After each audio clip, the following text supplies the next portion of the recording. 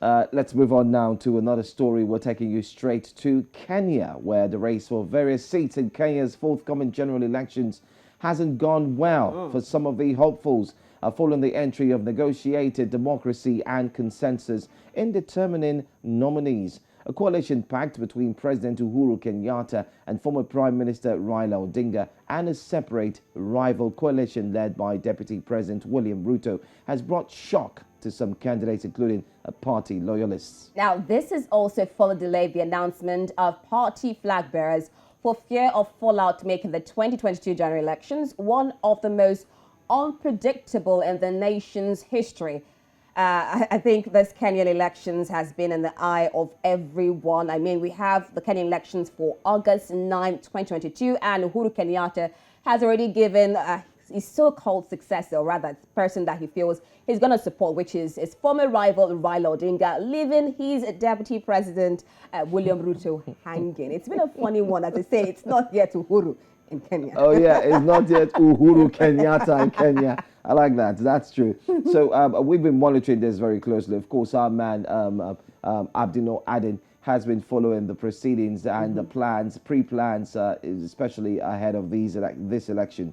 And one thing is certain, that everyone is talking about the formation that's set to come. Everyone is looking at who's going to take the helms of affairs, who's going to sit on that very strong seat.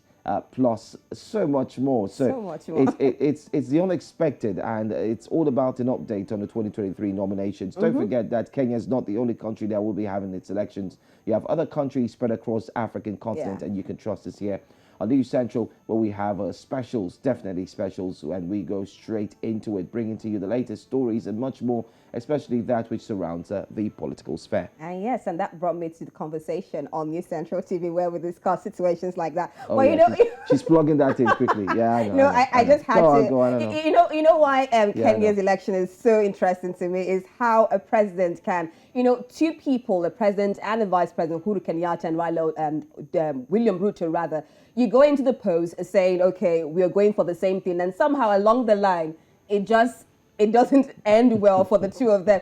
And look at this BBI initiative. I was watching a video of Uhuru Kenyatta, and when people accused him of using BBI as a gimmick to stay in power because it's to create more seats in the parliament, and he said no. And they said, okay, why are you having so much issues with William Ruto? He said, William Ruto is not going on the right path.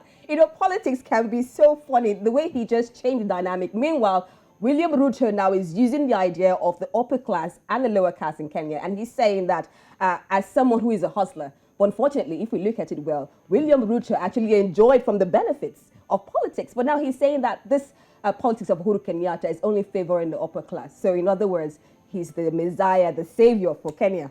It always happens. It's always when it comes to that period, we start to see different things that actually goes on. Well, you should watch Breakfast Central on News Central. So far, so good. We've brought to you some of the biggest top stories. Sad news, no doubt, from DR Congo concerning the Ebola virus, which is indeed back. And plus, in Nigeria, looking at the sad news of many who lost their lives due to illegal oil refinery.